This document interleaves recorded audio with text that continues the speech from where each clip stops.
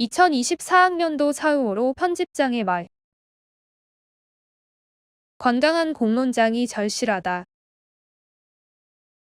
4월과 5월 이맘때를 지날 때면 어쩐지 민주주의라는 단어가 뇌리를 맴돕니다.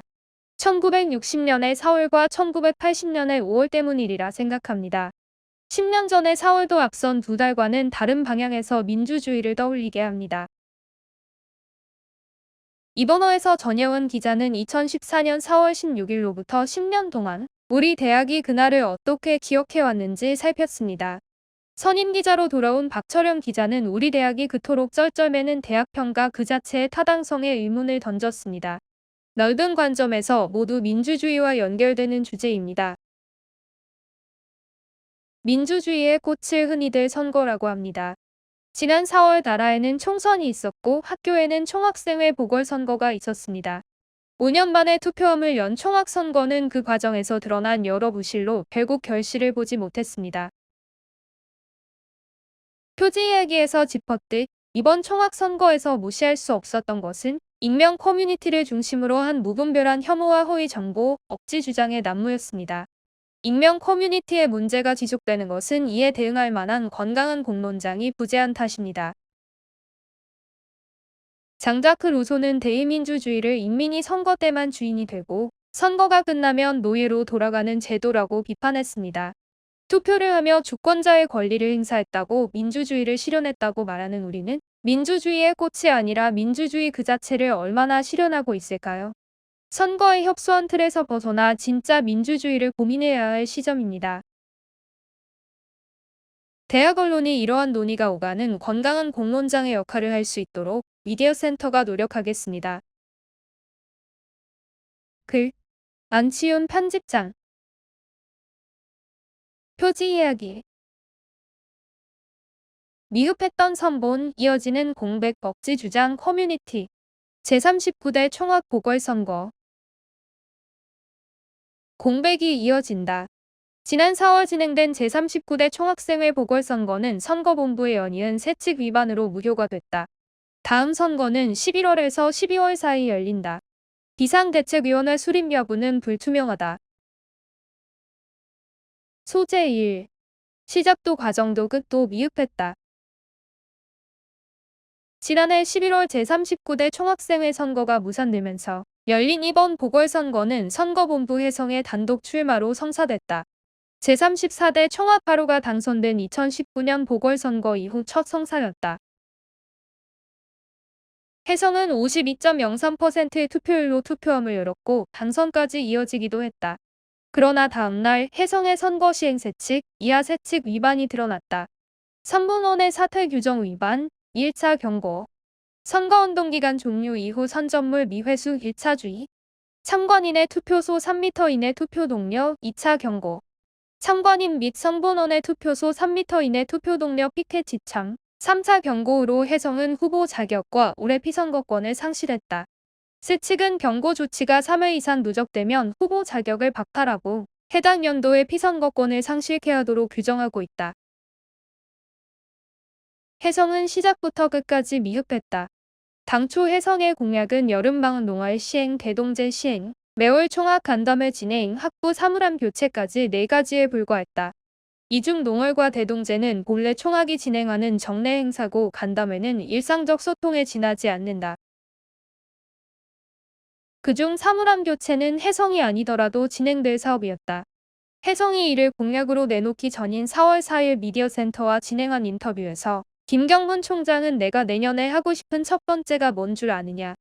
사물함 싹 바꾸는 거다고 말했으며 해성 역시 같은 달 15일 진행한 인터뷰에서 사물함 교체 공약은 총장이 먼저 권유해 추가한 공약임을 밝혔다. 4개의 공약 중 깊은 고민을 거친 해성만의 고유한 공약은 사실상 없었던 셈이다. 일각에서 공약이 미흡하다는 목소리가 나오자 해성은 정책토론회 전날 영화제, 단합대회, 라이브 방송, 에브리타임 총학 게시판 개설, 서적 구매 지원 야직 사업, 우산대여, 진로 특강, 작가와의 만남 9개 공약을 추가로 발표했다.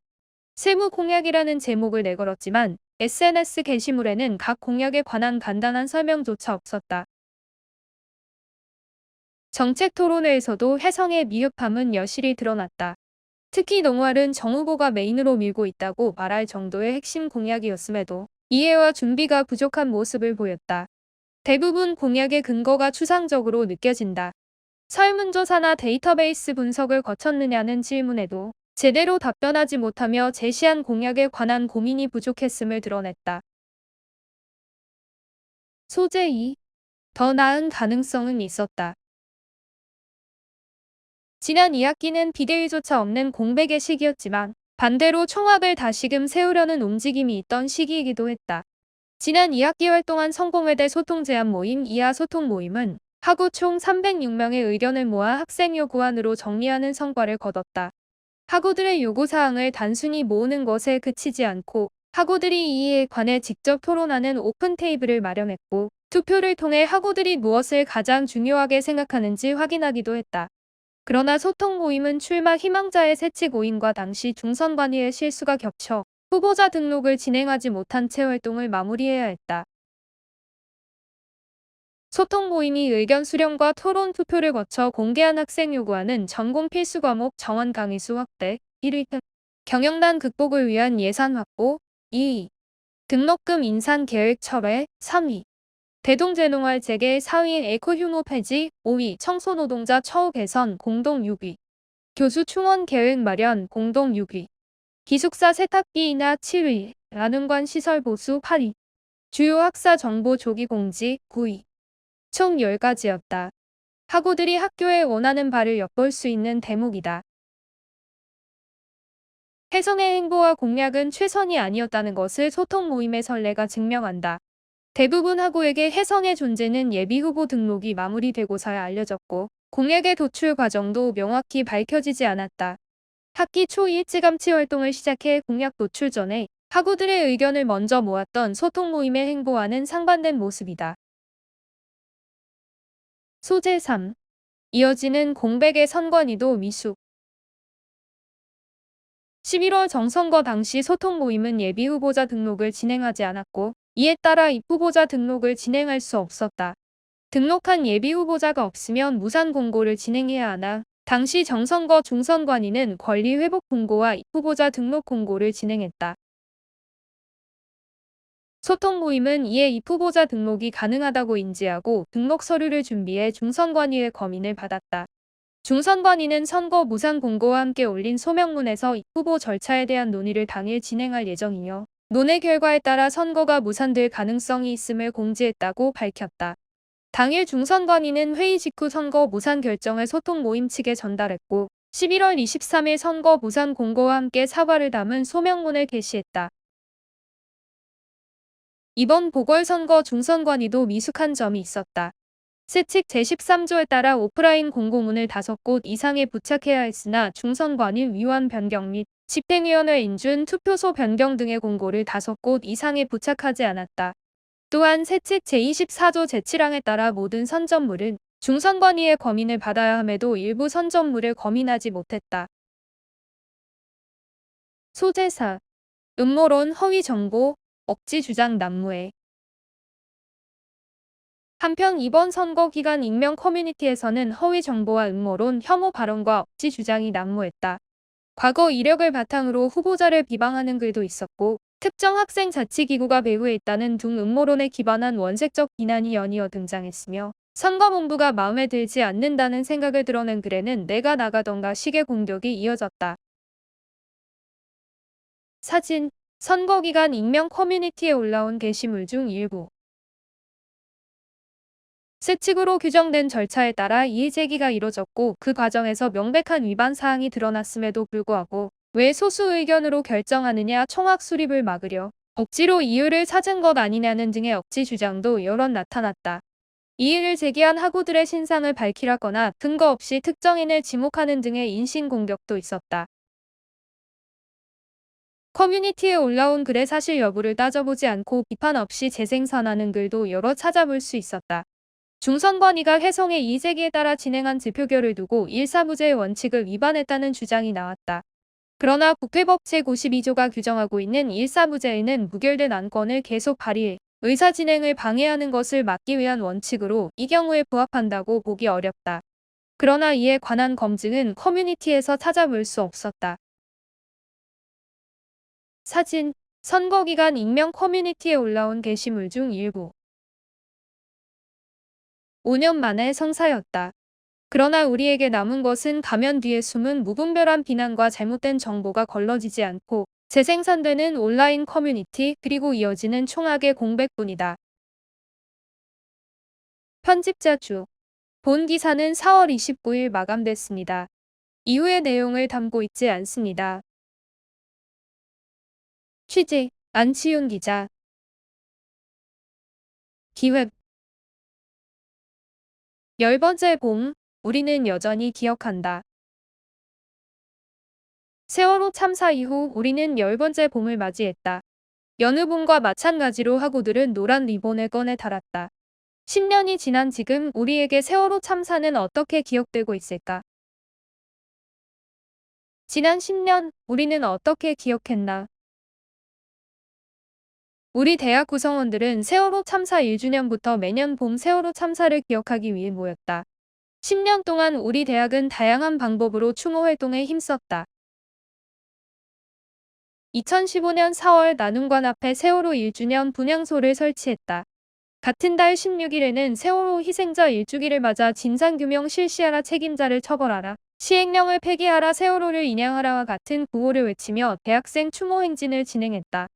2016년과 2017년에는 대학생 대회와 여러 집회에 참여하는 등 외부 추모 활동에 함께했다. 2019년에는 세월호 참사 진상규명 특별수사단 설치를 위한 국민 서명을 받았다. 참사 이후 5년간 우리 대학 구성원들은 주로 외부 단체와 연대를 통한 전국적인 추모 활동에 활발하게 참여했다. 코로나의 유행으로 전 세계가 정체되던 시기에도 추모는 멈추지 않았다. 2020년에는 제35대 총학생회 비상대책위원회를 중심으로 4.16연대가 주관한 세월호 참사 6주년 시민행동에 참여했다. 시민행동에는 공동행동, SNS 프로필 노란 리본 달기, 낙선 대상자 명단 공유, 천인기억행동 챌린지 참여 등이 있었다. 2021년에도 마찬가지로 사회융합자료 확보 학생회가 주최해 기억하기 캠페인을 진행했고 온라인을 통해 세월호 참사에 관한 의견 공유 시간을 갖기도 했다. 우리는 기억하기 위해 모였다. 2021년 세월호 참사를 기억하고 추모하기 위해 학우들이 모여 세월호 참사를 기억하는 성공회대인을 결성했다. 송영경 모임단장은 학우들이 일상에서 세월호를 함께 기억할 방법, 함께 세월호 이야기할 수 있는 자리를 만들고자 한다고 말했다. 세월호 기억 모임은 학생회로부터 세월호 참사 추모 기억 사업을 이어받아 유가족 간담회와 추모 문화제 등을 진행하고 있다. 특히 지난해에는 사회적 참사와 책임을 주제로 김서중 신문방송학전공 교수를 초청해 강연을 진행했다. 강연에서는 4.16 세월호 참사와 10.29 이태원 참사, 두 참사 모두 현재까지 근본적인 문제가 해결되고 있지 않은 원인이 무엇인지 설명했다. 또 안전 사회 건설을 위해 청년들이 할 수 있는 일이 무엇인지 의견 공유 시간을 가졌다. 김 교수는 4.16 세월호 참사 특별조사위원회 위원으로 활동한 바 있다. 세월호 희생자 10주기 우리 대학은 10주기를 맞이한 지난달 세월호 기억 모임은 세월호 참사를 기억하고 추모하기 위해 다시 모였다. 3월 29일을 시작으로 4.16 세월호 참사 희생자 10주기 추모 주간 10번째 봄, 마음에 새기는 약속을 개최했다. 피츠버그홀에서는 세월호 기억 리본 공방을 운영해 세월호 추모 리본을 직접 만들고 학우들에게 나눠줬다. 사진 세월호 기억 모임이 세월호 참사 관련 리본, 책자를 나눠주고 있다. 4월 8일에는 4.16 가족 극단 노란 리본을 초청해 연속 극 공연을 관람했다. 노란 리본은 세월호 참사 희생자 및 생존자 어머니들로 이루어진 극단이다. 연속 극은 그들의 5번째 작품으로 극단을 구성하고 있는 세월호 참사 피해자 7명의 어머니와 아이들 각각의 사연을 연속으로 보여준다. 사진 4.16 가족 극단이 연속 극 공연을 하고 있다. 공연 관람 후 강민경 학우는 슬픈 이야기를 즐겁게 풀어내는 유가족분들을 보며 나도 세월호를 기억하는 데 있어 조금은 가벼워져야 한다고 생각했다며 공연을 보며 많은 위로를 받았다. 이 마음을 놓치지 않고 지금처럼 함께 걸어 나가고 싶다고 소감을 전했다. 4월 12일 오전 11시 50분부터는 피츠버그 앞에서 느티알의 추모 문화제를 개최했다. 느티알의 추모 문화제에서는 성공회대학교 기업 합창단, 아침 햇살, 스코빌레, 비스, 엘피스가 공연으로 세월호 참사를 추모했다. 같은 날 오후 18시부터는 탈의 추모 길놀이를 시작으로 유가족 간담회를 열었다. 기독교 동아리 아이프의 기도문 낭독으로 본격적인 간담회가 시작됐다. 유가족 간담회에는 4.16 가족협의회 해외조직부서장 강지은 씨와 10.29 이태원 참사 유가족협의회 유정씨가 함께했다. 유가족 간담회에서는 지난 10년간 해온 일, 지난 10년간 유가족들이 겪은 일, 참사 관련 언론 보도에 관해 느낀 점, 두 참사의 차이점, 앞으로 활동 계획, 청년과 대학생들에게 해주고 싶은 말 등을 물었다.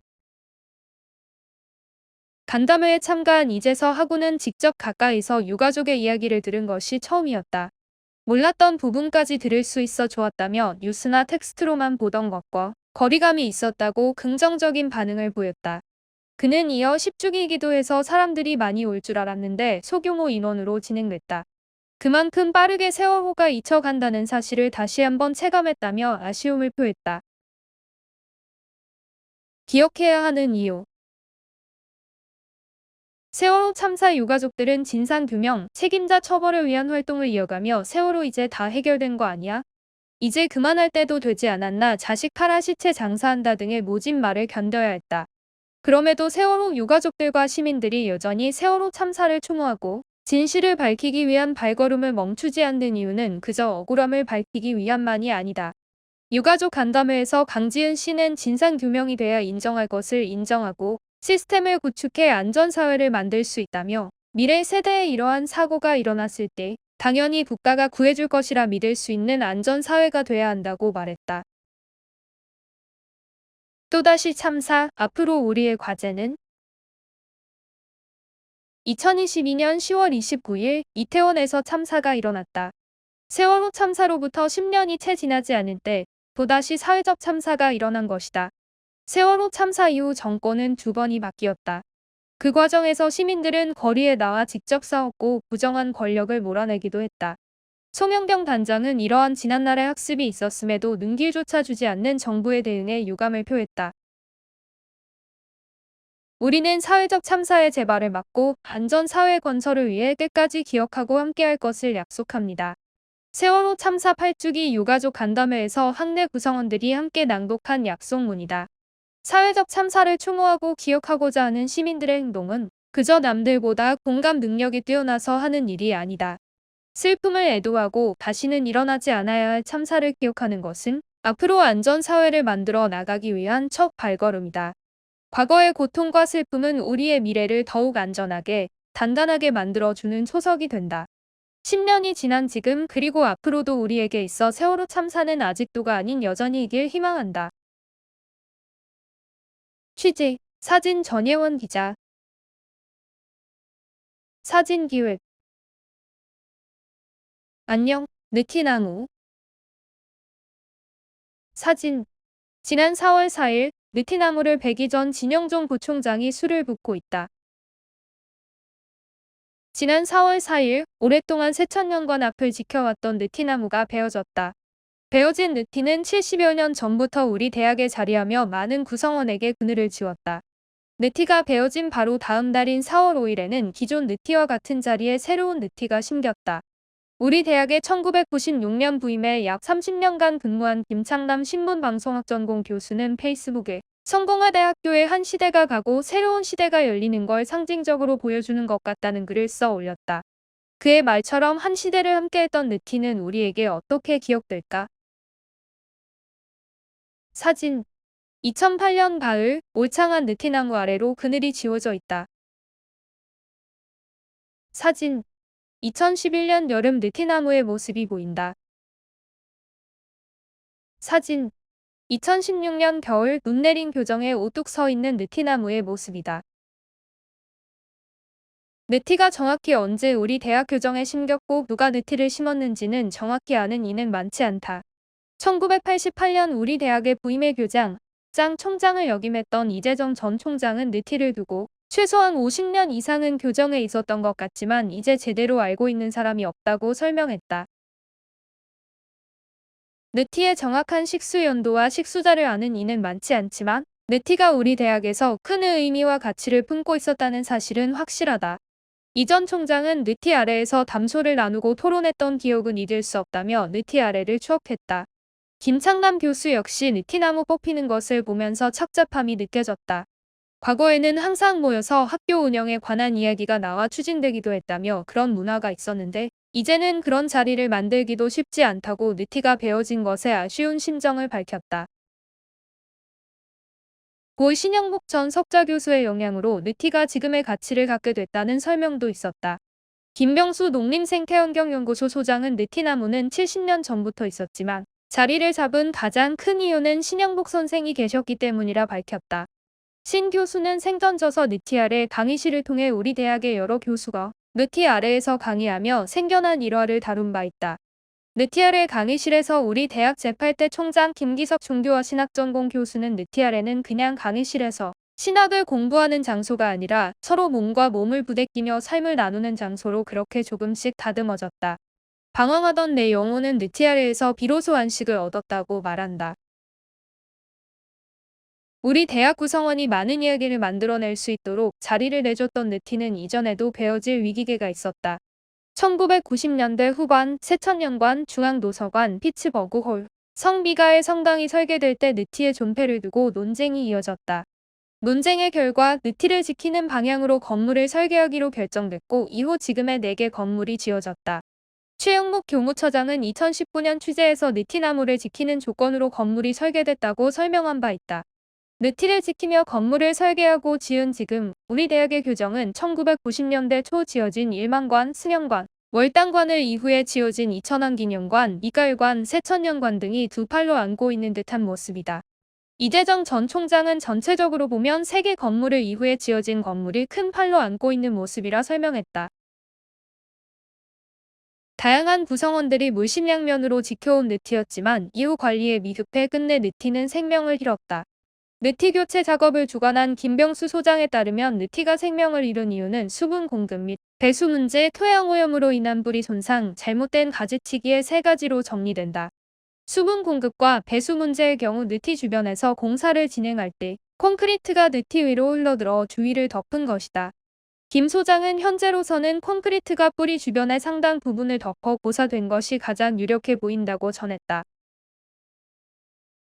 4월 4일 세천년관 앞에서는 느티 아래에 앉아 많은 추억을 함께한 구성원들이 베어지는 느티의 모습을 바라봤다. 떠나는 느티에 소주를 뿌려준 진영종 부총장과 2019년 본지의 느티나무를 살립시다를 기고한 최영목 교무처장부터 느티 아래에서 오랜 시간을 함께한 여러 학우까지 착잡하고 씁쓸한 마음을 공유하는 구성원들을 뒤로하고 다음 날 새로운 느티가 서울대학교 학술림으로부터 기증되어 왔다. 새로운 느티는 10년생으로 이제 겨우 가지에 싹이 튼 아기 느티에 가깝다. 성공화 대학교의 한 시대가 가고 새로운 시대가 열리는 걸 상징적으로 보여주는 것 같다는 김창남 교수의 말처럼 여태까지 우리와 함께한 느티는 계속해서 기억하고 우리의 자양분으로 삼는 동시에 이제는 새로운 느티와 함께 다시 새로운 공론장을 만들어 나가는 것이 어떨까. 사진. 지난 4월 5일 새로 심은 아기 느티나무의 모습이다. 취재. 박철현 기자. 사진. 안치윤 기자. 기획. 대학의 비닉빈 부익부. 주범은 누구인가? 우리 대학은 2014년부터 2021년까지 7년간 대학 구조 조정 정책에서 정부 재정 지원금을 받지 못했다. 정부의 지원 외에 재정을 보충할 방안이 없는 우리 대학은 치명적인 타격을 입었다. 이번 3주기 평가 인증을 앞두고 우리 대학은 여러 변화를 단행했다. 학생을 위해서도 학교를 위해서도 아닌 생존을 위해서였다. 박상선 기획처장에 따르면 평가 인증에 통과하지 못할 경우 우리 대학은 향후 몇 년간 재정 상황은 최악이 되며 회생 불가의 타격을 입는다. 이는 비단 우리 대학만의 문제가 아니다. 우리 대학 외에도 많은 대학이 생존 위기에 처해 있다. 2000년대 들어 22개 대학이 폐교됐으며 그중 5개 대학은 2020년 이후 폐교됐다. 학령 인구의 꾸준한 감소를 넘어 계속되는 물가 상승에 견디지 못한 학교들이 줄줄이 폐교하게 된 것이다. 재정난으로 문을 닫는 대학들을 방치한 대학기관 평가 인증이란 무엇인가? 소재 1. 대학 위기의 시대. 살기 위해 변화를 단행하는 대학들. 지속해서 감소하는 학령 인구는 대학의 큰 위기로 다가온다. 2014년 약 280만 명이었던 대학교 학령 인구는 2024년 약 190만 명까지 감소했다. 국가통계포털에 따르면 2040년에는 대학교 학령 인구가 약 120만 명까지 감소할 전망이다. 계속된 물가 상승 역시 대학의 큰 위험 요인이다. 학령 인구가 감소함에 따라 등록금 수입이 줄어드는 동시에 물가가 상승해 대학의 유지관리 비용이 감당하기 어려워진 것이다. 물가가 계속해서 상승함에도 대학들은 등록금을 쉽게 인상하지 못하는 상황이다. 교육부가 2024년 대학의 등록금 인상 한도를 5.64%로 공고했기 때문이다. 우리 대학도 올해로 16년째 등록금을 동결하고 있다. 대학이 생존의 위기를 겪는 이유는 학령 인구 감소와 물가 상승만에 있지 않다. 대학 구조 조정과 대학 평가 정책이 대학의 생존 위기를 불러오는 요인으로 꼽혔다. 한국대학교육협의회 산하 한국대학평가원이 주관하는 대학기관 평가 인증에서 인증을 획득하지 못하면 정부의 여러 재정 지원금을 받지 못하기 때문이다. 우리 대학도 안심할 수는 없는 상황이다. 김경문 총장은 우리 대학이 생존의 위기에 처했다고 생각한다. 10년 뒤 우리 대학의 상황을 장담하기 어렵다고 우리 대학이 위기 상황임을 밝혔다. 우리 대학은 만성적인 재정난과 1995년 중앙대학 승격 이후 시대 변화에 대응하지 못한 점으로 어려움을 겪고 있다. 우리 대학을 비롯한 많은 대학은 직면한 생존 위기에 대응하기 위해 많은 변화를 단행하고 있다. 대학의 변화는 학령 인구 감소와 대학 평가 정책에 대비해서 대학 간 통폐합, 교명 변경, 학제 개편, 외국인 유학생 유치 등으로 다양하게 나타난다. 2023년 한경대학교와 한국복지대학교가 통폐합돼 국립한경대학교가 됐고 2024년 경주대학교와 서라벌대학교가 통폐합돼 신경주대학교가 됐다. 우리 대학은 지난해 고안한 학제 개편을 올해부터 시행해 경영학부, 국제학부, 미래학부를 새로 운영하고 있다. 소재 2. 대학 구조 조정과 대학 평가 정책이란? 우리나라는 김대중 정부 당시부터 대학 구조 조정 정책을 시행했다. 대학 구조 조정은 입학 정원 감소에 대응해 대학의 정원과 구조를 바꾸는 작업을 말한다. 처음 대학 구조 조정을 시작한 김대중 정부부터 문재인 정부까지는 교육부에서 직접 대학 구조 조정을 담당해 대학 평가를 거친 다음 재정 지원 여부를 결정했다. 반면 윤석열 정부부터는 경영위기대학 제도를 시행하고 있다. 경영위기대학 제도는 한국대학교육협의회 산하 한국대학평가원의 평가인증 결과로 재정 지원 여부를 결정하고 있다. 우리 대학은 2014년부터 2021년까지 대학 구조 조정 정책에서 정부 재정 지원금을 받지 못하는 성적표를 받아들었다. 2014년에는 정부재정지원제한대학 지정평가에서 정부재정지원제한대학으로 선정돼 신입생들이 국가장학금 이의응을 받지 못하는 일이 있었다. 이어 2015년에는 대학을 A등급부터 2등급까지로 나눠 평가하는 대학구조개혁평가에서 C등급을 받아 7%의 인원을 감축했다. 2021년에도 교육부가 주관하는 대학기본역량진단 평가사업에 선정되지 못해 재정에 큰 타격을 입었다. 한국대학평가원은 평가 인증을 교육기관으로서 기본 요건을 충족하고 있는지 판정하고 그 결과를 사회에 공표함으로써 대학의 사회적 신뢰를 부여하는 제도라 설명한다. 평가 인증은 5개의 평가교육과 각 평가 영역을 세분화한 30개의 평가준거로 구성된 평가지표에 따라 진행한다. 평가는 5년 주기로 시행하며 2011년에 1주기를 시작해 2016년과 2021년에 각각 2주기, 3주기를 맞았다. 경영위기대학 제도가 본격적으로 시행되는 2025년 이후에는 대학이 재정 지원을 받기 위해서 한 가지 조건이 추가된다. 평가 인증을 획득하는 동시에 한국사학진흥재단이 시행하는 재정진단에서 경영위기대학으로 지정되지 않아야 하는 것이다. 평가 인증을 획득해도 경영위기대학으로 지정되면 정부의 재정 지원금을 받을 수 없다. 올해도 새로운 평가가 기다리고 있다. 지난 3주기 평가 인증에서 일부 평가 조건을 충족해 조건부 인증으로 평가받은 우리 대학의 인증 기간은 다가오는 12월 31일까지다. 이에 올해 새로 평가 인증을 획득해야 다음 해에도 정부의 재정 지원금을 받을 수 있다. 박상선 기획처장에 따르면 올해 8월 한국대학평가원에 평가보고서를 제출하고 11월 평가 인증의 여부가 결정된다. 박 처장은 3주기 대학기관 평가 인증에 탈락하면 향후 몇 년간 재정 상황은 최악이 될 것이다. 회생 불가의 타격이 될 수 있다며 우리 대학의 재정 상황으로 볼 때 대학 평가 인증 여부가 단기적으로는 가장 중요한 상황이라며 평가 인증 획득이 중요함을 밝혔다. 소재 3. 양적 지표로 평가하는 평가 인증. 어떤 문제점이 잇따르나. 평가 인증을 획득하기 위해 많은 대학은 변화를 단행한다. 교육부에서 요구하는 무전공 입학을 충족하기 위해 여러 대학이 정해진 전공 없이 입학하는 이른바 무전공 입학 제도를 확대하고 있다. 한동대학교는 입학생 전원이 전공을 정하지 않은 채로 입학하며 한신대학교는 계열별 모집을 시행하고 있다. 그뿐만 아니라 교육부에서 추진하는 융합 인재 양성을 위해 많은 대학이 융합전공 제도를 시행한다. 우리 대학은 2018년 학제 개편을 시행하며 각 학부의 융합 명칭을 포함시켰고 다전공을 필수화했다. 사회와 교육부의 달라진 요구에 맞춰 대학 평가를 준비하는 동시에 우리 대학이 추구해온 가치를 지키기는 어렵다. 평가 인증에서 제시하는 기준은 교사 확보율, 전임교원 확보율, 재정 확보, 취창업 지원 및 성과와 가치 양적 지표가 대부분이기 때문이다. 특히 우리 대학처럼 무형의 가치를 추구해온 대학은 평가에 불리하다. 평가 인증이 기준으로 내세우는 평가 영역 중에는 대학의 이념을 평가하는 대학 이념 및 병영 영역이 있지만 이념에 직접적으로 관련된 평가 준거는 교육 목표 및 인재상이 사실상 유일하다. 또 이를 수치와 지표로 나타내는 일은 쉽지 않다는 의견이 많다. 정명희 대학발전실 차장은 무형의 가치는 우리가 길러내는 학생들의 데이터를 의미한다. 우리가 배출한 학생들이 사회에 나가서 어떤 가치를 실천해 나가는지, 어떻게 연대하는지가 결과라며 이를 수치로 드러내는 것은 상당히 어려운 일이다. 졸업생들의 직업이 전부 대변하는 것도 아니다. 그 가치를 어떻게 측정하겠냐고 대학이 추구하는 가치를 지표로 나타내기 어려움을 말했다. 그는 이어 행정적인 부분에서 학생들의 기울여야 할 관심을 평가에 집중하게 돼 힘들다고 설명했다.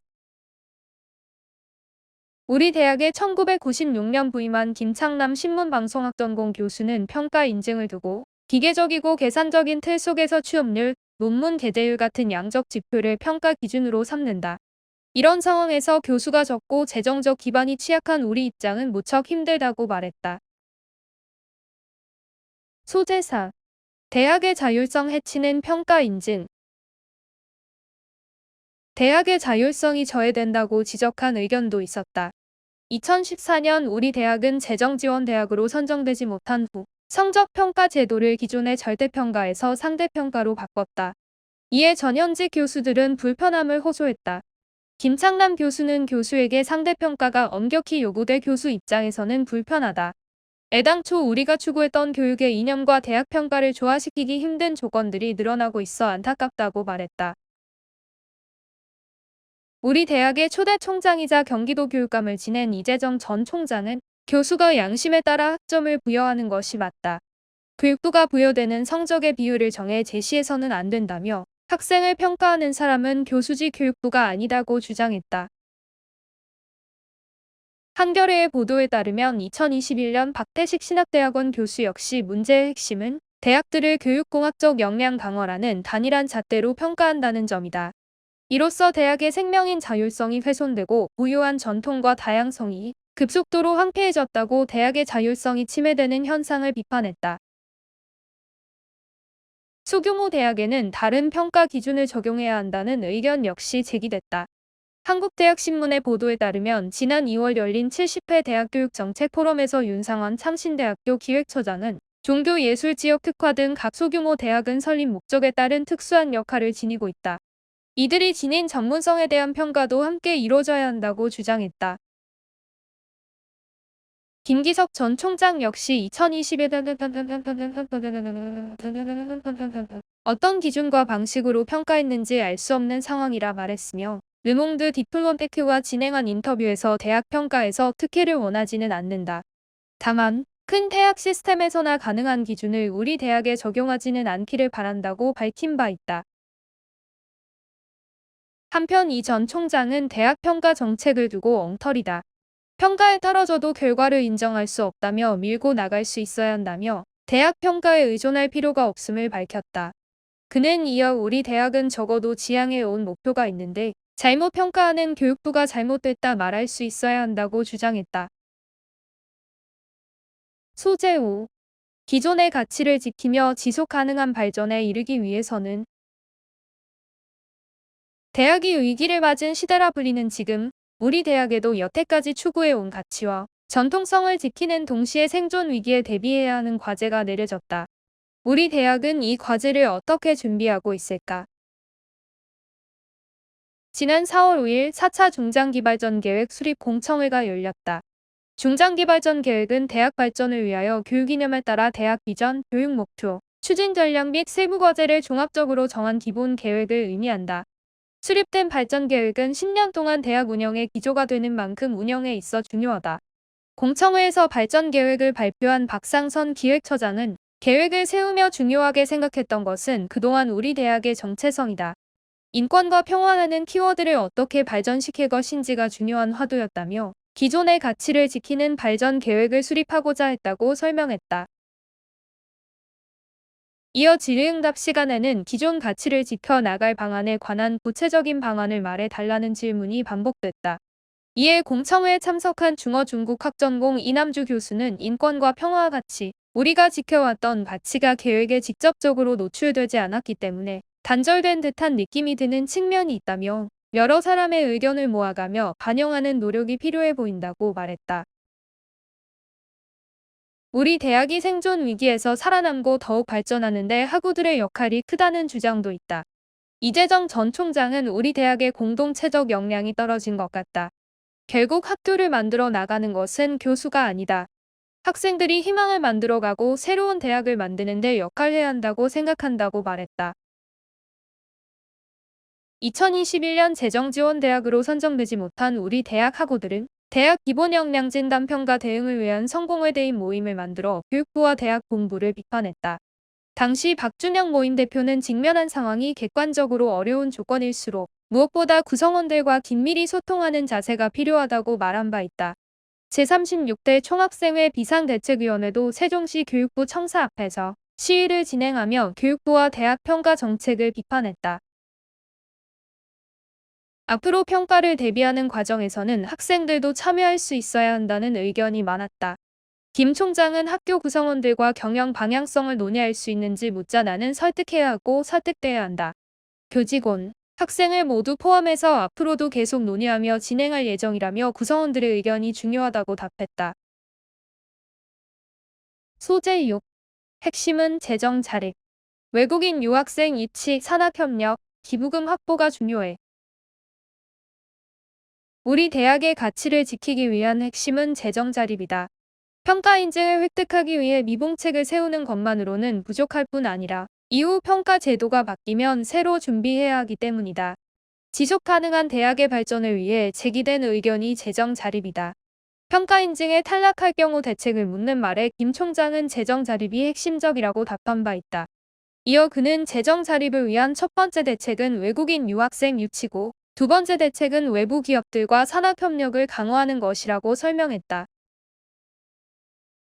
기부금 역시 강조됐다. 김 총장은 기부금을 내는 사람들이 부쩍 많아졌다. 올해 2월까지 기부금이 꽤 많이 들어왔고 지금까지 이어지고 있다고 밝혔다. 실제로 지난해부터 기부금 수입이 크게 증가했다. 특히 대학발전실에서 개교 110주년 종합대학 승격 30주년을 맞이해 우리 대학의 비전인 국제화, 지역화, 미래화를 실행하기 위해 조성하는 기금이라 설명하는 미래혁신교육기금은 4월 7일 기준으로 9번의 기부가 이뤄졌고 기부금의 총액은 4억 1천만 원이다. 재정 자립을 위해서는 무엇보다도 등록금 의존도를 낮춰야 한다. 우리 대학은 법인의 수익 사업이 부족한 특성상 등록금 수입에 의존하는 상황이다. 한국사학진흥재단의 사립대학재정통계연보에 따르면 2023년 기준 서울에 위치한 사립대학의 등록금 의존율 평균은 52.6%인데 반해 우리 대학의 등록금 의존율은 57.6%로 높은 수치다. 특히 서울에 위치한 사립대학 중 학생 수가 5,000명 이하인 대학의 등록금 의존율 평균은 47.4%로 우리 대학의 57.6%와 크게 비교된다. 학령 인구가 꾸준히 감소하는 상황에 언제까지 등록금 수입에 의존할 수는 없는 노릇이다. 등록금 수입에 의존하지 않기 위해 수익 사업을 확보하는 것이 필요한 상황이다. 많은 대학이 생존의 위기를 맞고 있다고 하지만 대학들이 수행해야 하는 과제는 생존에 그치지 않는다.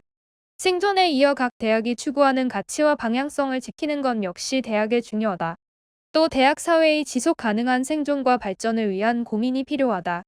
이를 위해서는 우리 대학과 같이 대학 평가 제도에 탈락한 대학들뿐 아니라 통과한 대학들도 함께 대학 평가 제도의 타당성을 고민하고 비판해야 한다. 그뿐만 아니라 정부가 바뀔 때마다 함께 바뀌는 대학 평가 제도가 언제 어느 대학을 위기에 빠뜨릴지도 모르는 일이다. 대학 평가를 통과하는 것에 안심하지 않고 제도 자체의 타당성을 고민하는 태도가 필요한 시점이다. 취재 박철현 기자. 특집 스승의 날 스승의 말. 스승의 날을 맞아 미디어센터는 우리 대학의 오랜 세월 몸담은 스승들을 만났다. 우리 대학이 종합대학으로 승격됐던 1995년부터 지금에 이르기까지 긴 시간을 우리 대학에서 보낸 그들에게 성공의 대란 어떤 공간일까? 스승의 말을 통해 우리 대학을 돌아봤다. 사진. 연구실에서 김창남 교수가 밝게 웃고 있다. 김창남 미디어 콘텐츠융합학부 신문방송학 전공 교수, 문화대학원 교수. 만약 다른 학교 교수가 됐다면 내 인생이 어땠을까? 지금보다는 훨씬 덜 재미있었을 것 같다. 월급을 더 받고 물질적으로 더 풍요로웠을지는 모르지만 성공회대학교에서 교수로서 느꼈던 행복은 누리지 못했으리라고 생각한다. 성공회대학교에 와서 신영복 선생님을 비롯한 좋은 사람들을 만났고 그들과 함께 성장하는 과정이 무척 즐거웠다. 김창남 교수는 1996년 3월에 우리 대학 교수로 부임했다. 올해로 28년째 교수로 재직 중인 그는 처음부터 교수를 꿈꾼 것은 아니라고 한다. 박정희에서 전두환으로 이어지는 군사정권 시절 그는 대학에 다니며 고등학교 때까지 가지고 있던 믿음과 신념, 세계관이 완전히 깨어지는 경험을 한다. 그동안 믿어왔던 게 전부 아니었다는 것을 깨달았을 때 김 교수가 느꼈던 감정은 두려움이었다. 자신의 세계가 깨어지는 과정에서 여러 고민을 거친 그는 졸업 후 기성사회의 일원이 되기보다 대학원에 진학하는 길을 택했다. 대학 시절 노래패 동아리에서 활동하며 대중문화에 관심을 가졌던 그는 대학원에서 대중문화를 전공하며 평론가로서 자리매김했다.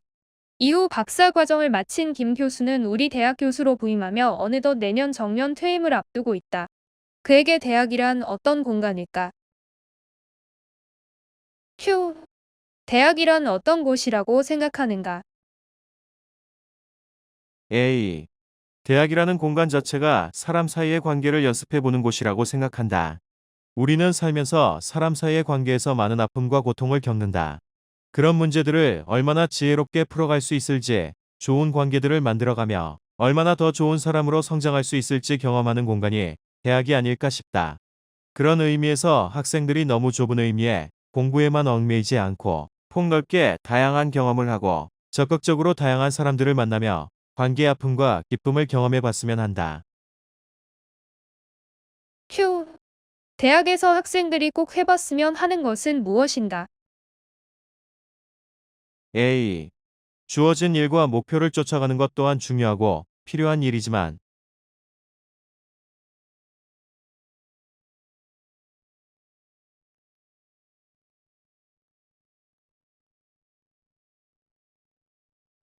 한 번쯤 쓸데없는 짓을 하는 시간도 있었으면 한다.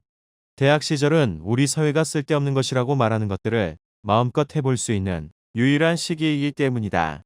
요즘 학생들은 특히 더 그런 것들과 멀어진 채 살아가는 것 같다.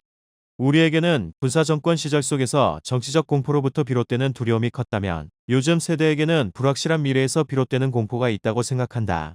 그러나 그런 공포에 사로잡히고 휘둘리기 시작하면 할 수 있는 것이 없다. 그럴수록 동아리, 여행, 프로젝트 등 다양한 경험을 해보면서 대학 생활을 하다 보면 나 자신이 어떤 사람인지 찾을 수 있을 것이다. 휴. 기억에 남는 학생의 이야기가 있다면 들려달라. A. 2000년대 초반이었던 것 같다. 다른 대학을 그만두고 우리 대학에 들어온 학생이 있었는데 전적대학이 한국사회대학 위계에서 나름 높은 대학이었다. 그 학생에게 왜 전적대학을 그만두고 우리 대학에 왔냐고 물었더니 머리를 빨갛게 염색하고 수업에 들어갔더니 교수가 난리를 해서 자퇴하고 우리 대학에 왔다고 하더라. 그래서 그래. 잘했다. 적어도 이 학교에서 그런 일은 없을 거다 했던 기억이 있다.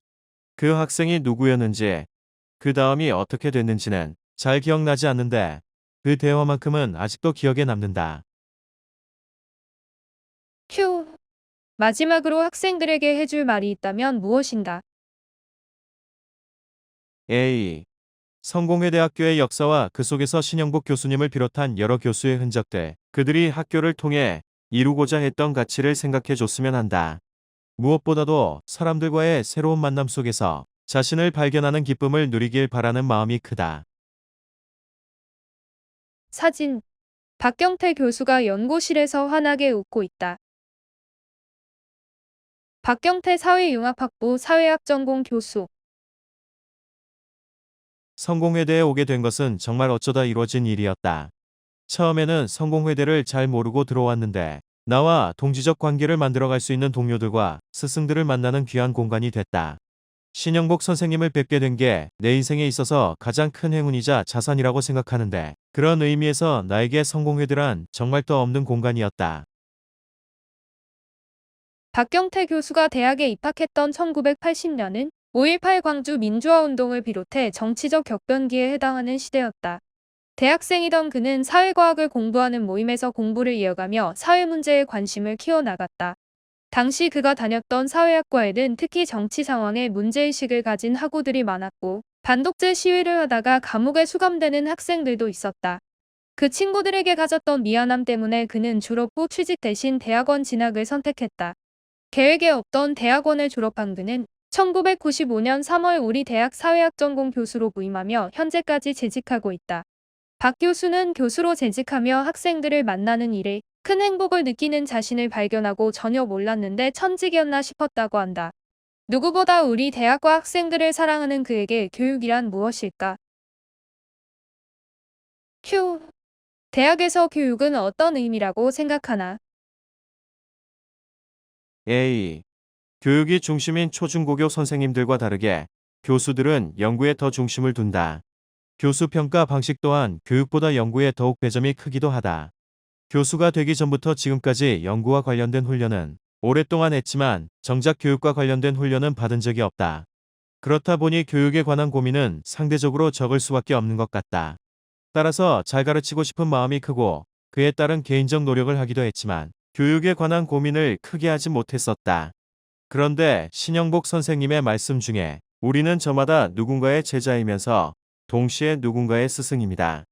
배우고 가르치는 사제의 연쇄를 확인하는 것이 곧 자기의 발견입니다. 라는 글귀를 보고 깨닫는 부분이 많았다.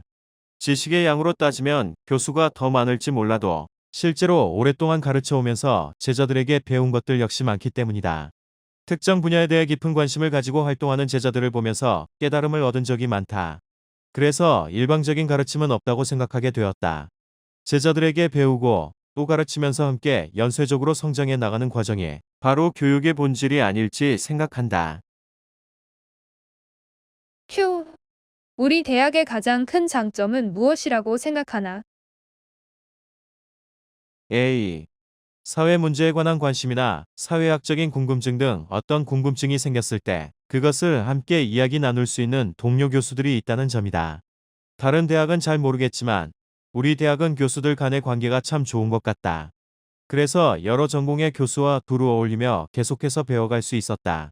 특히 신영복 선생님이 계실 때는 점심을 먹고 나면 선생님과 다른 교수들이 둘러앉아 이야기를 나누는 시간이 있었는데 함께 모여 농담도 나누고 때로는 한국 사회에 관한 이런저런 넋두리나 불평, 분석을 나누는 것이 무척 즐거웠다. 신영복 선생님이 떠나시고 나서는 약해진 면도 있지만 우리 대학에는 그런 끈끈함이 있는 것 같다. 휴. 마지막으로 학생들에게 해주고 싶은 말이 있다면 무엇인가? A. 사회학은 사회의 현실과 사회 문제에 관한 관심과 애정이 없으면 할 수 없는 학문이라고 생각한다. 어느 학문이나 그 주제에 관한 애정을 가져야 공부할 수 있는데, 사회학은 사회에 대한 애정과 관심, 문제의식을 가지고 공부하는 학문이기 때문이다. 세상을 더 나은 곳으로 만들 수 있는 지혜는 지식에서 오는 게 아니라 용기에서 온다고 생각한다. 무슨 일을 한다는 것은 곧 그 일에 동참할 용기가 있다는 것이기 때문이다. 그리고 그 용기는 연대에서 나온다고 생각한다. 혼자일 때는 두려워도 함께 연대한다면 우리는 용기를 가질 수 있다. 따라서 대학에서 그 연대를 늘려가는 게 필요하다고 생각한다. 대학에 다니는 동안 취업 준비, 연애, 술자리 등 할 일이 많겠지만 그 시간이 함께 용기를 낼 수 있는 연대의 대상들을 찾는 시간이었으면 좋겠다. 모쪼록 친구를 만들어가는, 동지를 만들어가는 대학 생활이 될 수 있기를 바란다. 교학상장이란 가르치고 배우는 과정에서 스승과 제자가 함께 성장한다는 뜻의 사자성어다. 신영복 선생은 이 사자성어의 장자 대신 반자를 사용해 교학상반이라는 말을 썼다. 우리 모두가 누군가의 스승이자 제자로서 서로 가르치고 배운다는 것이다. 다가오는 스승의 달에는 모든 스승들에게 감사 인사를 전해보는 것은 어떨까? 취재 이가을 기자. 사진 이가을 기자. 의포 인문학부 윤 기자의 국제학부 체험기. 올해 우리 대학은 외국인 유학생으로만 구성된 국제학부를 신설했다. 글로벌 미디어 아트 경영과 글로벌 디지털 경영 두 전공으로 이뤄진 국제학부 수업은 어떻게 진행되고 있을까? 국제학부 학우들 사이에서 글로벌 경영 입문 강의를 함께 들어갔다. 소재 2일 만국 공통 대학생. 오전 9시 강의 10분 전 이미 강의실에는 10여 명의 학우들이 자리를 차지하고 있었다. 한국인 학생들 사이에 교환학생 몇몇이 섞여있던 기존의 수업과 달리 모두가 외국인 수업은 이색적이었다. 그러나 학우들의 모습은 크게 다르지 않았다. 누구도 맨 앞자리에 앉지 않았고 수업이 한창 진행되는 와중 문을 열고 들어온 학우들도 있었다. 청강하기 전 과연 교수가 어떤 언어로 강의를 진행할지 궁금했다. 만국 공용어로 잘 알려진 영어로 강의를 진행하리라고 짐작했다. 하지만 예상과는 다르게 교수의 입에서 나오는 말은 한국어였다. 강의 내용도 국적에 상관없이 모두에게 쉽지 않은 국제무역론을 다루는 강의였다. 국제학부 학우들이 모국어도 아닌 말로 이렇게 어려운 수업을 듣는 것이 가능할까 하는 의구심이 들기도 했다. 번역처럼 번거로운 과정을 감수하며 공부하는 학우들을 보며 말로 표현하기 어려운 동기부여를 받았다. 지금까지 오전 9시 강의에서 끝까지 집중한 적이 손에 꼽는다. 타국에서 온 학우들도 이렇게 열심히 공부하는데 한국어를 사용하는 내가 이미 한국어로 정리돼 있는 공부를 힘들어하는 것이 맞을까 하는 생각이 들었다. 강의를 듣는 학우들의 모습을 본 순간 깜짝 놀랐다. 불타오르는 눈빛이 느껴졌고 강의 끝까지 흐트러지지 않는 자세를 보였다. 소재 2 학교 생활이 너무 재밌고 편해요. 키르기스스탄에서 온 24살 나스탄 학우는 한국에 온 지 1년이 됐다. 다른 대학 어학당에서 한국어를 공부하다가 우리 대학에 왔다. 강의 내용이 어렵지 않냐는 질문에 가끔 어렵다. 자료를 보다가 막히는 단어들이 나오면 바로 번역하고 노트에 필기한 후 집에 가서 복습한다고 답했다. 이어 한국어로 강의가 진행돼서 불편하진 않냐는 물음에는 이 강의 외에 다른 강의들도 듣는데 교수님들이 천천히 잘 설명해 주신다. 그래서 괜찮다고 말했다. 그는 친구도 많이 사귀어서 학교 생활이 너무 재밌고 편안하고 말했다. 미얀마에서 온 와디 하고는 나스탄 하부와 마찬가지로 한국에 온 지 1년이 됐다. 그는 친한 언니의 소개로 우리 대학에 오게 됐다고 한다. 와디 하부 역시 강의 내용이 어렵지 않냐는 질문에 어려운 내용이 있으면 번역기를 사용해서 괜찮다. 그리고 어려운 내용은 집에 가서 더 공부한다고 답했다. 이어 이 강의를 포함해 2개를 수강하는데 교수님이 설명을 잘해주시고 다시 복습하기 때문에 괜찮다며 강의를 듣는데 큰 어려움은 없다고 말했다. 또한 와디 하고는 현재 기숙사에 거주하고 있다. 그는 학교에서 친한 사람들도 많이 사귀었고 기숙사 시설도 너무 만족하고 있어 학교 생활이 재밌고 편하다고 말했다. 강의하는 교수에게는 불편함이 없을까? 글로벌 경영 입문을 강의하는 유재하 교수는 학생들이 어떻게 하면 모두 이해할지가 큰 고민이다. 다른 국제학부 수업 같은 경우에는 한국어 능력에 맞춰 분반이 편성돼 있는데 이 강의는 모든 국제학부 학생이 수강한다. 그래서 개개인의 한국어 능력이 다르기 때문에 어느 한쪽에 맞춰 강의할 수가 없다며 강의를 진행하는 데 있어서 고민을 털어놨다. 이어 그래도 가장 쉽게 설명하려 노력하고 있다. 중요한 부분은 학생들의 언어로 번역해주고 용어도 최대한 쉽게 풀어서 설명하고 있다며 학우들의 이해를 돕기 위해 힘쓰고 있다고 말했다. 번역기를 사용한다고 해서 모든 한국어 이해할 수 있을까? 한 번이라도 번역기를 사용해 본 사람이라면 자신이 원하는 대로 자연스럽게 해석이 안 되는 부분이 있다는 점을 알 것이다. 유 교수는 강의를 하면서 그게 가장 아쉬운 부분이다. 중국어, 베트남어, 버마어를 모두 못하기 때문에 번역하고 학생들에게 일일이 확인한다고 말했다. 수업에서는 번역기를 활용한다지만 일일이 번역기를 쓸 수 없는 시험은 어떨까? 유 교수는 문제 자체를 이해하지 못하면 답안 작성이 불가하니 문제 밑에 학우들의 모국어들로 번역해서 출제할 예정이라고 알렸다. 유 교수는 같이 수업을 들으면서 봤겠지만 강의를 너무 열심히 듣는 모습들이 훌륭하다. 한국 학생들 수업 듣는 태도보다 훨씬 좋은 것 같다며 웃으며 학우들에게 칭찬을 아끼지 않았다. 한 학기가 중반 정도 지났다. 새롭게 우리 대학의 구성원이 된 국제학부 학우들과 반갑게 인사하고 친해지며 문화의 다양성을 함께 알아가는 학교 생활을 즐겨보는 것은 어떨까? 사진 1 미얀마에서 온 와디 학우가 웃으며 인터뷰를 진행하고 있다. 사진 2 국제학부 유재하 교수가 강의를 진행하고 있다. 취재 윤우규 기자 사진 안치윤 기자 포세이데이 1세대 여성 기업인에서 국내 최고령 박사까지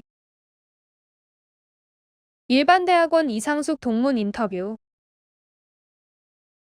올해 초 첫 져서 용서하십시오. 그리고 긍휼히 여겨주십시오를 출간한 이상숙 동무는 지난해 92세 나이로 우리 대학에서 사회학 박사학위를 취득해 국내 최고령 박사학위 취득자가 됐다. 1931년 태어나 격동의 근현대사를 몸소 겪은 그가 말하는 삶, 사회, 그리고 우리 대학에 관한 이야기를 들어봤다. 저자에서 한국 사회 분열의 정도가 깊어 두렵기까지 하다고 하셨다. 우리 대학과 한국 사회가 화합과 포용으로 나아가기 위해서는 어떻게 해야 할까? 사회학 공부를 시작한 것도 그게 궁금해서였다. 우리 사회가 왜 이념 갈등으로 남북으로 양분이 됐는지 가르쳐주는 사람도 없었고 제대로 아는 사람도 없는 듯했다. 식민지에서 우리 힘으로 벗어나지 못했기 때문에 한민족은 알 권리가 별로 없었던 것 같다. 사업을 할 때 사회학 교수들을 초청해 강의를 듣기도 했는데 너무 좋았다. 머리가 뚫리는 듯했다. 완구 제조회사를 30년 경영하셨고 한국여성경제인연합회 회장으로도 헌신하셨다.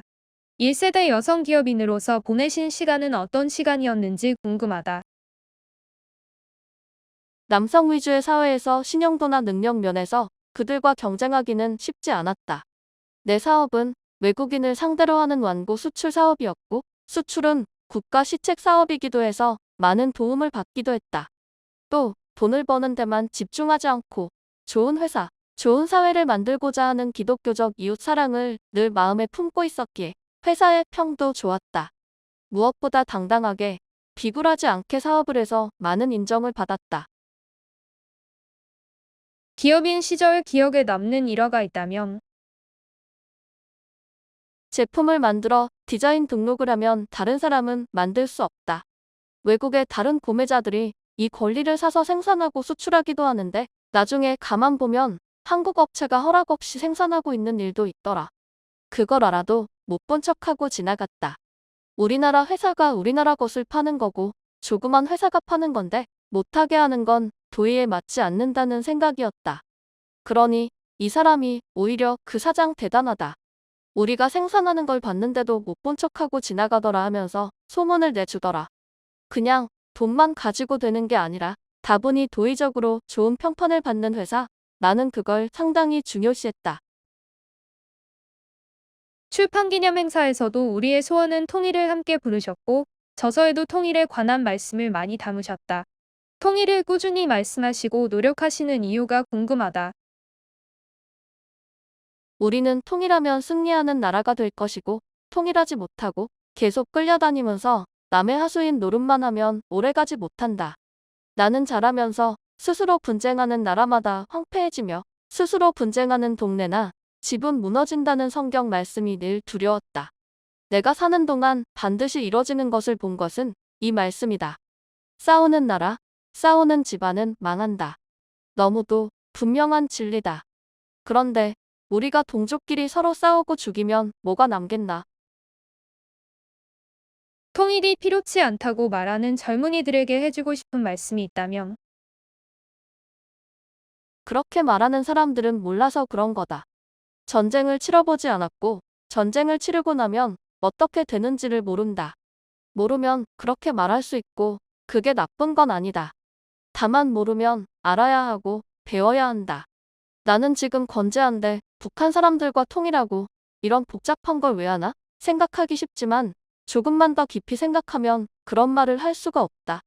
동족은 세월이 갈수록 점점 멀어지지만 같은 피가 흐르기에 아주 남이라고 말할 수는 없다.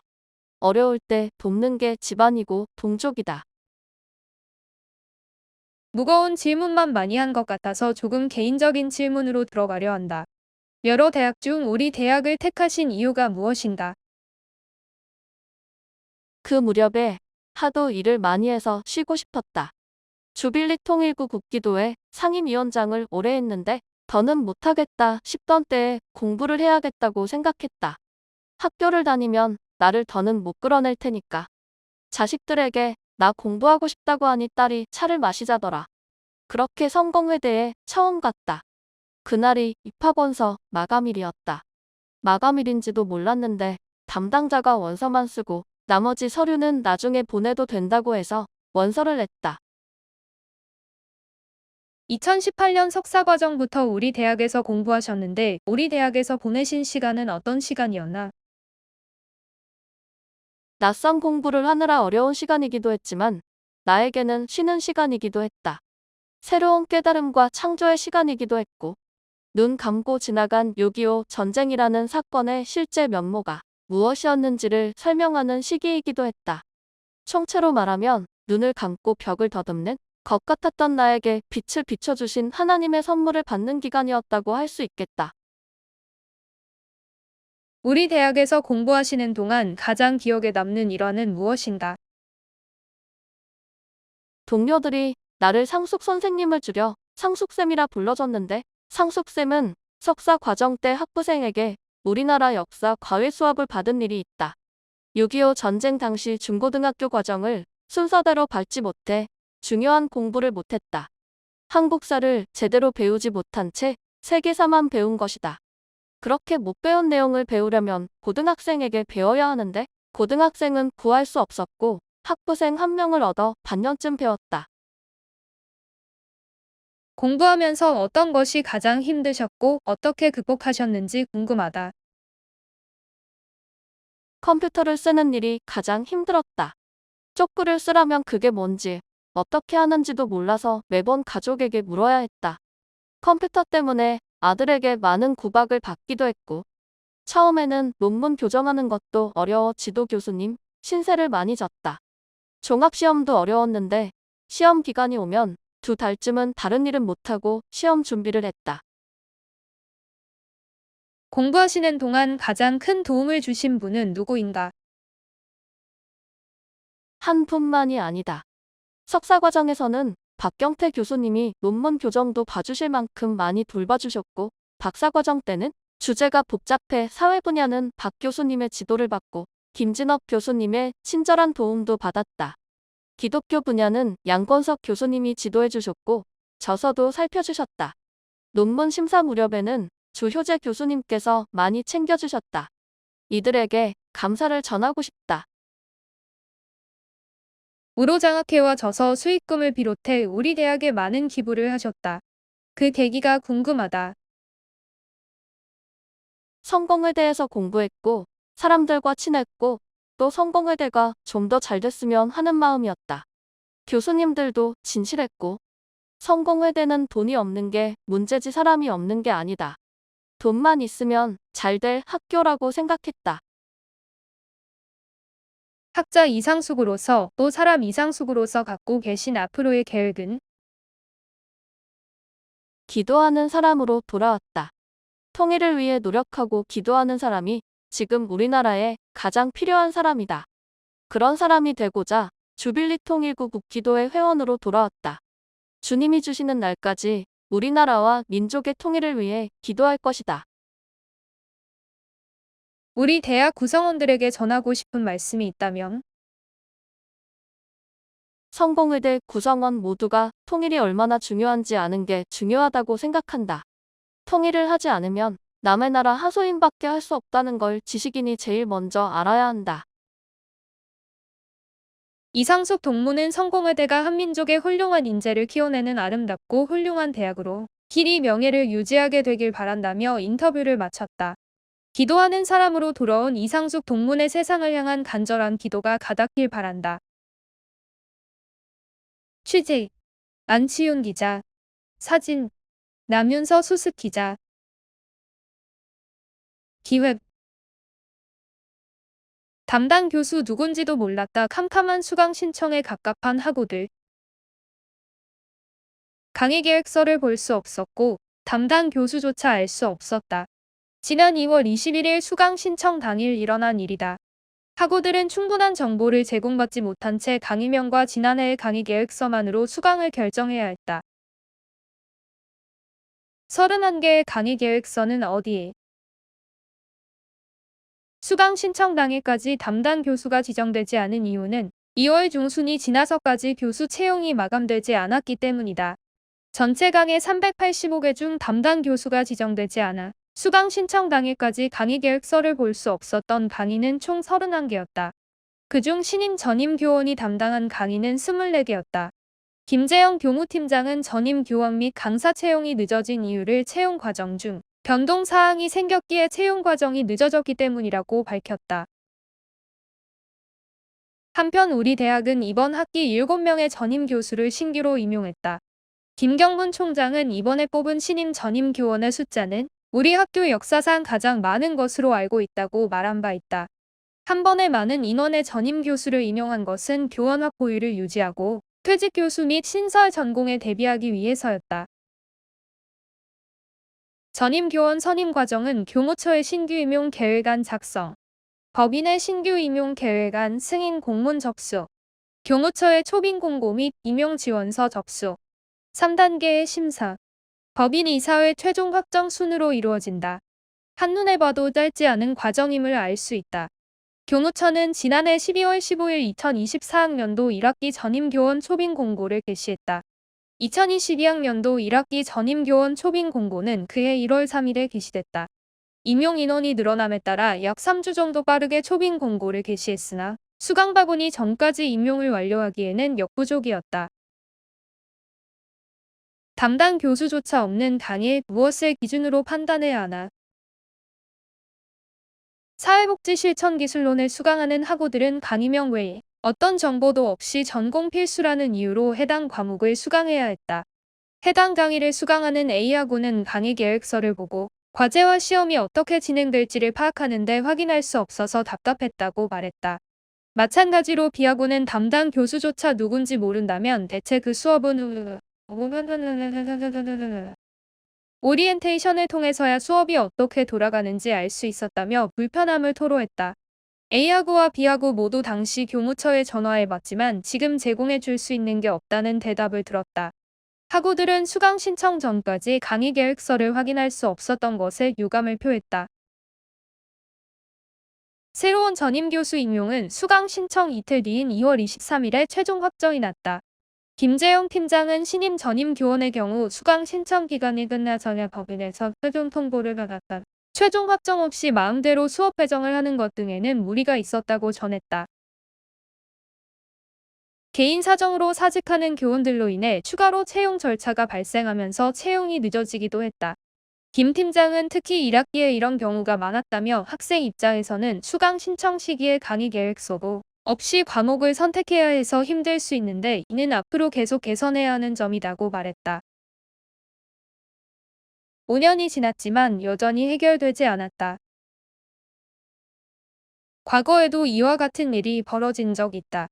2019년 8월 7일 총학생회 공식 페이스북 페이지에서는 강의계획서 미등록 사태와 수강 신청을 앞두고라는 제목의 글이 올라왔다. 수강 바구니 신청 당일까지 일부 전공 수업을 포함해 많은 수의 교양 수업이 교수가 지정되지 않고 강의계획서가 등록되지 않은 상태였다. 학우들은 교수도 강의계획서도 모른 채 수강 신청을 준비해야 했다. 당시 총학생회는 교무처에 교원의 공개 채용과 강의계획서 미등록 문제와 관련한 질의서를 보냈다. 교무처 답변에 따르면 절차상 2차 공개 채용 이후에는 더 이상 공개 채용이 불가하며 최종적으로 전임 교원 및 강사가 지정되지 않은 수업은 수강 신청 이후 부득이 폐강을 진행할 것이라고 말했다. 5년이 지난 현재에도 교무처는 비슷한 상황에 어쩔 수 없다는 답변뿐이었고 관련 사항에 어떠한 공지와 안내도 없었다.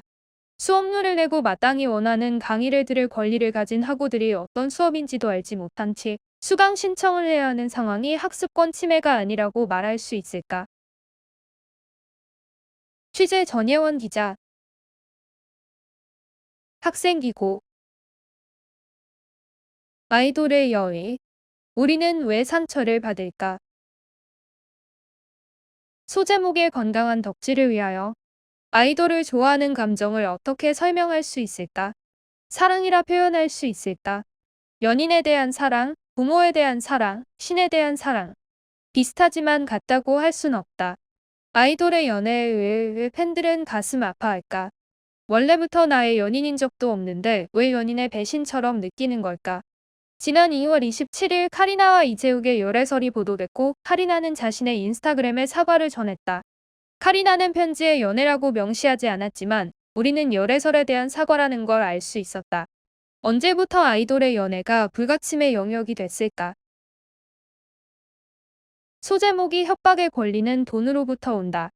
카리나의 열애설이 보도된 이후 한 팬은 카리나의 소속사인 SM 엔터테인먼트 사옥 앞에 사과를 요구하는 시위 트럭을 보냈다. 트럭에는 팬이 너에게 주는 사랑이 부족하니?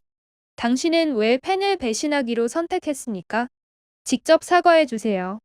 그렇지 않으면 하락한 앨범 판매량과 텅 빈 콘서트 좌석을 보게 될 거예요.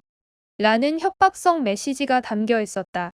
아이돌의 직업적 실적은 앨범 판매량, 콘서트 수익, 스트리밍 성적 등으로 평가받는다. 엔터테인먼트에서는 높은 실적과 수익을 위해 팬들에게 다양한 방식으로 스타와 관련한 상품을 판매한다. 팬들은 내가 사랑하는 아이돌의 커리어를 위한 일이기 때문에 기꺼이 소비한다. 한 중국 팬은 8억 원가량의 앨범을 구매한 영수증을 인증하기도 했다. 팬들은 연말 시상식에서 아이돌에게 트로피를 안겨주는 기쁨을 느낀다. 아이돌을 위해 많은 돈과 감정을 소비한 팬의 입장에서 아이돌의 연애는 규범에 벗어난 일이 된다. 일부 팬들은 아티스트에게 많은 돈을 쓴 만큼 그를 통제하고 소유할 수 있다고 생각한다.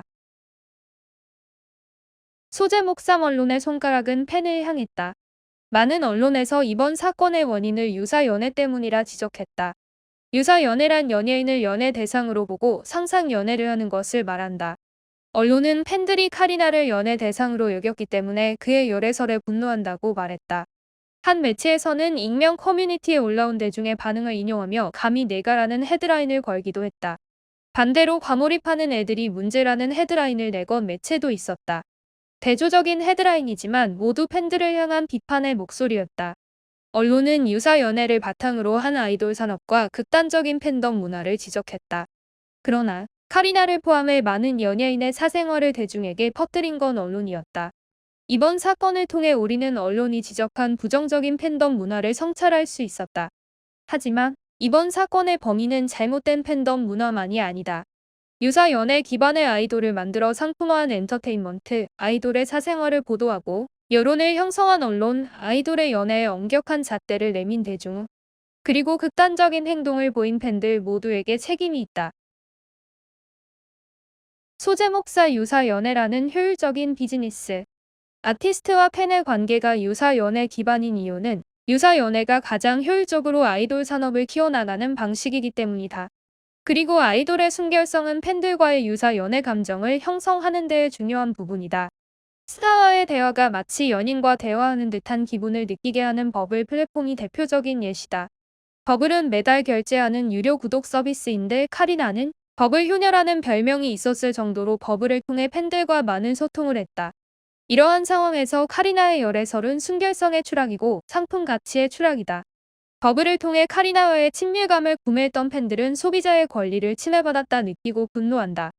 소속사가 만들어낸 유사 연애 관계를 아이돌과 다져온 팬들에게 스타의 연애가 충격적으로 받아들여지는 건 당연하다.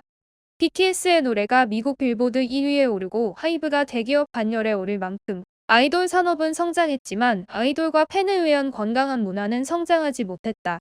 엔터테인먼트는 아이돌을 육성하는 역할을 하는 동시에 아이돌을 보호하고 건강한 팬덤 문화를 형성할 책임이 있다. 하지만 현재의 유사 연애 비즈니스가 팬들과 아티스트의 사이 거리감을 지나치게 좁히면서 더 극단적인 팬덤 문화를 만들어냈다. 엔터테인먼트의 비즈니스가 아이돌의 연애를 연인의 바람처럼 느껴지도록 했다. 그러한 구조 속에서 상처받는 건 아이돌과 그를 좋아한 팬들의 몫이다. 아이돌은 어린 나이에 데뷔해 대중들의 관심을 받으며 환상과 완벽을 요구받는다. 수많은 팬의 연인이 되는 감정 노동자이기도 하다. 아이돌의 스캔들이 다른 연예인의 스캔들보다 더 민감하고 과격하게 논란이 되는 이유는 팬과의 잘못된 관계 형성 때문이 아닐까. 적절한 균형을 가진 거리감과 감정은 관계를 건강하게 지탱하는 방법이다. 이는 우리가 사랑하는 많은 아티스트를 지키는 방법이기도 하다. 우리가 카리나 사건을 통해 깨달은 건 건강한 덕질을 위한 논의가 필요하다는 것이다. 글 미디어 비평 소모임 거미 강예린 3분리뷰 영화 괴물 돼지의 뇌를 이식한 인간은 인간일까? 돼지일까? 어느 날 미나토는 엄마 사오리에게 질문을 던진다. 미나토의 행동이 이상해졌다는 걸 눈치챈 사오리는 문제의 원인이 담임 선생님의 학대라고 생각해 학교에 찾아간다. 선생님은 미나토가 동급생을 괴롭힌다고 얘기하고 사오리는 이 사건의 실체를 찾아간다. 영화는 한 개의 사건을 3막으로 나눠 3명의 시선을 보여준다. 관객은 감독의 의도대로 괴물을 찾지만 각각의 막마다 진실이 드러나며 괴물을 찾고자 하는 우리가 괴물이라는 것을 깨닫는다. 영화는 타인의 이야기에 쉽게 흔들리는 우리의 모습이 얼마나 괴물 같은지를 보여준다. 보고들은 사실을 사건의 전부라고 생각하는 게 얼마나 위험하고 오만한 일인가. 타인을 향한 섣부른 평가는 우리 스스로를 괴물로 만든다. 영화는 관객에게 계속해 묻는다. 괴물은 누구인가? 3분리뷰 책 일생일문 당신은 무엇을 위해 살 것인가? 오늘이 우리에게 주어진 마지막 날이라면 무엇을 하고 싶은가? 일생일문은 역사를 바라보는 시선을 통해 우리의 인생을 바라보는 시선을 배울 수 있게 한다. 그리고 스스로 질문을 던지며 밝은 내일을 위해 행동했던 역사적 인물들을 보여준다. 우리의 삶은 끝없는 질문의 연속이다. 역사 속 인물들의 삶도 마찬가지다. 이순신은 12척밖에 없는 배가 아닌 12척이나 있는 배라고 생각하며 어려움 속에서도 희망을 포기하지 않았다. 또한 동학농민군은 불가능해 보이는 꿈이라도 포기하지 않고 도전한다면 꿈은 현실이 된다는 사실을 몸소 보여줬다. 과거가 후회되거나 현재가 불안하고 미래에 확신이 없다면 이 책을 읽어보길 바란다. 다양한 질문들에 하나씩 나만의 답을 찾아가 보자. 그 답을 찾아가는 과정이 삶을 한층 더 소중하게 만들어줄 것이다. 악동 뮤지션 얼음들 문득 우리 사회가 지나치게 날 서 있고 서로를 헐뜯기 바쁜 것 같다고 생각했다. 따뜻한 것만을 보고 살아도 모자랄 시간에 남을 비난하는데 시간을 쓰는 것은 너무 안타까운 일 아닌가. 얼음들은 그런 어른들에게 근본적인 질문을 던진다. 얼음들은 왜 그렇게 차가울까? 이 곡은 어른들의 냉정함을 얼음들이라는 단어를 사용해 표현하고 있다. 차가운 얼음들 같은 어른들이라는 신선한 언어 유희가 특징이다. 가수는 순수한 아이의 시선에서 어른의 마음이 녹기를 바라며 노래를 부른다. 맑은 감정은 따스하기에 그만큼 다른 이의 차가운 마음을 녹아낼 수 있다. 어른들은 차가운 사회가 잘못됐다고 말하지 않는다. 그저 우리가 왜 서로에게 차가워야 하냐는 물음을 던질 뿐이다. 냉정함을 당연하다 여기는 어른들의 사회에 점점 어른이 돼가는 우리도 이 곡을 들으며 따뜻한 마음을 다시금 상기해 보면 어떨까? 소모임 소개. 내가 원하는 내가 되어 놀 수 있는 공동체. 교내 성우 소모임 VOT를 만나다. VOT는 성우나 연기에 관심이 있는 학우들이 공부하고 실습하며 성우가 되기 위해 능력을 기르는 소모임이다. 윤한별 모임장, 김지효 모임원과 함께 성우 소모임 VOT를 알아봤다. 소모임 VOT를 만들게 된 계기는 무엇인가요? 성우를 직종으로 삼고 싶어서 따로 공부하다가 교내의 뜻이 맞는 사람들과 함께 공부해 나갈 수 있었으면 좋겠다는 생각에 직접 만들게 되었습니다. VOT에서는 다양한 작품의 대본을 읽고 녹음하는 것으로 알고 있습니다. 지금까지 어떤 작품의 대본을 읽고 녹음했으며 앞으로 진행할 작품은 어떤 것이 있나요? 친한 동기가 활동하는 소모임에서 제작한 대본을 받은 뒤 연기를 하고 있어요. 앞으로 진행할 작품 역시 이 소모임에서 제작한 대본을 받아와 진행할 예정입니다. VOT 자체적으로 진행하게 된다면 짧은 연습이나 교육 목적으로 진행할 유명한 애니메이션이나 영화 장면을 소모임장이 따로 캡처한 뒤 더빙을 하고 합을 맞춰보는 식으로 진행할 것 같습니다. VOT에서는 어떤 경험을 할 수 있고 어떤 능력을 키울 수 있나요? 성우로서의 기본적인 이론 지식과 바탕으로 한 연습, 발성법을 주로 배우면서 서로의 테크닉을 공유하는 것이 목적이에요. 돌아가면서 연기를 선보이고 피드백을 통해 다듬어가고 있습니다. 초보분들께도 배울 점이 많아서 혼자서는 모르던 단점을 듣고 서로 알려주며 다양한 능력을 기르고 경험할 수 있어요. 지금까지 VOT 활동을 하면서 가장 기억에 남는 활동이 있나요? 다른 소모임의 대본 제공을 통해 활동하는 협업 시간이 제일 좋았던 것 같아요. 다른 의견을 들을 수도 있고 VOT가 제공받는 위치에만 있는 것이 아니라 대본에 관해 이야기를 할 수 있는 부분이 있기 때문에 교류한다는 느낌이 들어서 좋았어요. 또 대본 내용 중에 비속어 연기하는 경우가 있는데 비속어를 많이 하는 분과 안 하는 분의 차이를 느낄 수 있어서 재밌었던 기억이 있어요. VOT라는 소모임이 우리 대학에서 어떤 존재가 되었으면 하나요? 연기를 꿈꿔왔던 혹은 관심이 있는 학우라면 누구든 편하게 참여해서 서로 피드백을 주고받으면서 즐거운 시간을 가질 수 있는 자리가 되길 원해요. 부끄러움이 아니라 설렘과 즐거움으로 가득한 시간을 가질 수 있도록 하는 소모임. 시간이 지나도게 속 남아있는 소모임이 되길 바랍니다. 마지막으로 간단하게 VOT를 홍보해 주세요. VOT는 성우라는 영어 단어인 보이스 오브 탤런트의 약자예요. 혹시나 본인이 조금이라도 관심이 있고 펼쳐보고 싶은데 남들 앞에서 하는 게 부끄럽거나 내가 들어가서 어울릴 수 있을까 하는 생각 때문에 망설이고 있다면 소모임장을 믿고 한번 방문해줬으면 좋겠습니다. 굳이 가입하지 않으셔도 체험만으로도 좋아요. VOT는 현재 우리 대학의 유일한 성우 소모임이다. 성우에 관심이 있거나 목소리 연기에 흥미를 가지고 있는 학우라면 VOT에 가입해 보기를 추천한다.